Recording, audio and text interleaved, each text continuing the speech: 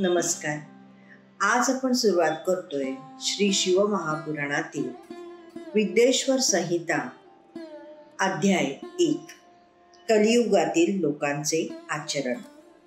ध्यान मंत्राचा अर्थ आहे, जे आधीपासून अंतापर्यंत आहेत, जे नित्य मंगलमय आहेत, ज्यांची कशाशीही तुलना अथवा समानता करता येत नाही, जे आत्म्याच्या स्वरूपाला प्रकाशित करतात, ज्यांना 5 मुखे आहेत, जे सहजगत्या जगाची रचना, पालन, संहार, लय आणि पुनरावृत्ती करतात, त्या सर्वश्रेष्ठ अजरामर उमापती भगवान शंकरांचे मी मनोमन चिंतन करतो.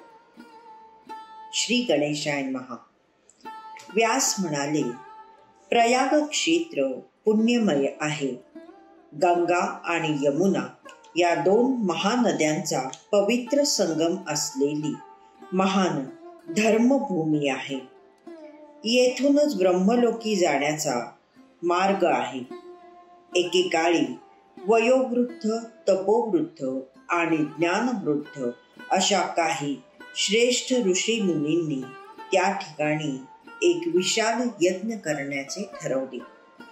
त्या महायज्ञान यागाचे वृत्त समजताच व्यास शिष्य सुत महात्म्यांच्या दर्शनासाठी त्वरेने तेथे आले. त्यांना पाहून तेथे उपस्थित असलेल्या सर्व ऋषी श्रेष्ठींना फारच आनंद झाला.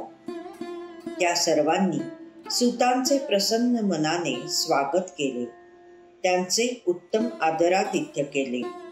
मग त्या सर्वांनी विनम्रतेने हात जोडले व म्हणाले, रोमहर्षणजी, या पुण्य पावन प्रयाग क्षेत्री तुमचे दर्शन घडल्यामुळे आम्ही धन्य झालो आहोत. तुम्ही सर्वज्ञ आहात, महाविद्वान आहात. तुम्हाला व्यासमुखातून पुराण विद्या अवगत झाली आहे. तुम्ही खरोखरच भाग्यवान आहात. तुमच्याकडे आश्चर्यकारक कथांचे भांडार आहे. तुम्ही त्रिकालज्ञानी आहात. भूत, भविष्य, वर्तमान सर्व काही जाणता. तुम्ही कल्याण करणारे आहात. उत्तम वक्ते आहात. तुमचे आगमन ही आमच्यासाठी मोठी पर्वणीच आहे. या संधीचा आम्ही नक्की लाभ घेणार. आम्हाला तुमच्याकडून सर्वांच्या हितासाठी बऱ्याच गोष्टी जाणून घ्यायच्या आहेत. बरेच काही ऐकायचे आहे. त्यामुळे तुमच्या येथे येण्याचे सार्थक होईल. सूतजी, आजपर्यंत आम्ही अनेक गोष्टी ऐकल्या, शुभाशुभ तत्वविषयक व्याख्याने श्रवण केली, पण अजूनही आमचे पूर्ण समाधान झालेले नाही. भविष्यात लोकांचे कल्याण व्हावे या उद्देशाने आम्हाला काही रहस्य जाणून घ्यायची आहे. तुम्ही आमच्यावर कृपा करा. काही विषय गोपनीय असले तरी प्रकट करा. हे मुने, पुढे घोर कलियुग येणार आहे. त्याच्या प्रभावाने लोक पुण्यकर्मापासून परावृत्त होऊन दुराचार करतील, खोटे बोलतील, दुसऱ्याची निंदा करतील, परधन आणि परस्त्रियांची अपेक्षा करतील, जीवहंसा करतील, मूढ, नास्तिक आणि पशुबुद्धींचे होतील. वेदांनी प्रतिपादन केलेली वर्णाश्रम धर्म व्यवस्था पूर्णतः कोलमडून पडेल. लोक स्वार्थ बुद्धीने प्रेरित होऊन स्वधर्माचरणाचा त्याग करतील. सुखप्राप्तीसाठी विपरीत आचरण करतील. वर्णसंकर होऊन त्यांचे पतन होईल. परिवार एकसंघ राहणार नाही. समाज विस्कळीत होईल. नैसर्गिक आपत्तींनी प्रजांचा मोठ्या प्रमाणावर नाश होईल. जीवितहानी बरोबर भयंकर वित्तहानी होईल. ब्राह्मण लोभी होतील. ते वेद विक्रय करून उपजीविका चालवतील. पैशासाठी विद्याभ्यास करतील. मदोन्मत्त होऊन दुसऱ्यांना फसवतील. स्नान संध्यादी ब्रह्मकर्माचा त्याग करतील. ब्रह्मज्ञान शून्य होतील.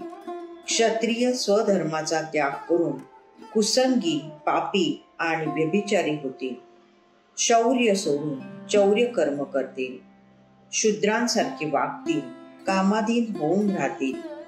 वैश्य संस्कार भ्रष्ट होतील. ते अहोरात्र पैसे कमवण्याच्याच मागे लागतील. अन्नात भेसळ करतील. वस्तूंच्या वजनात खोटेपणा करून ग्राहकांना फसवतील. शूद्र कर्म धर्म विमुख होऊन उज्ज्वल वेशभूषा करतील. ते धर्माला प्रतिकूल असेच वागतील. कुटील विचार करतील. ईर्ष्या करतील. ब्राह्मणांची निंदा करतील. त्यांच्यामध्ये जे श्रीमंत असतील ते कुकर्मे करतील. जे विद्वान असतील ते इतरांचे वादविवाद करतील. ते स्वतःला कुलीन समजून सर्व धर्मातील आणि वर्णातील स्त्रियांशी विवाह करतील. आपल्या सामाजिक अधिकार कक्षेच्या बाहेर जाऊन ब्राह्मणोचित सत्कर्माची अनुष्ठाने करतील. स्त्रिया सदाचार विमुख होतील. पतीचा अपमान करतील. त्याची सेवा करणार नाहीत. त्या कुत्सित बोलतील. तसेच हावभाव करतील. सासू सासऱ्यांची भांडतील. थोरा मोठ्यांचा आदर करणार नाहीत. त्या हट्टी होतील. आपलं तेच खरं करतील. सूतजी, अशा प्रकारे कलिप्रभावाने ज्यांची विवेकबुद्धी नष्ट झाली आहे, ज्यांनी वर्णाश्रम धर्माचा त्याग केलेला आहे, अशा पथभ्रष्ट लोकांना इहलोकी व परलोकी सुख शांती कशी मिळणार? त्यांचा उद्धार कसा होणार या चिंतेने आमचे मन सदैव व्याकुळ असते. मुनिवर्य, परोपकारासारखा दुसरा श्रेष्ठ धर्म नाही. जो या धर्माचे पालन करतो तो दुसऱ्यांना सुखी करतो आणि स्वतःही प्रसन्नता अनुभवतो. उपकार करता निष्काम असेल तर त्याचे हृदय अधिकाधिक शुद्ध होते. लोककल्याणाची सद्भावना त्याला परमगती प्रदान करते.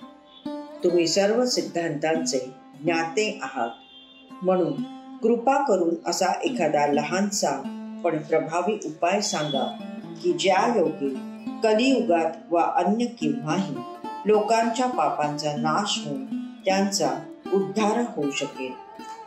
अध्याय 1 समाप्त.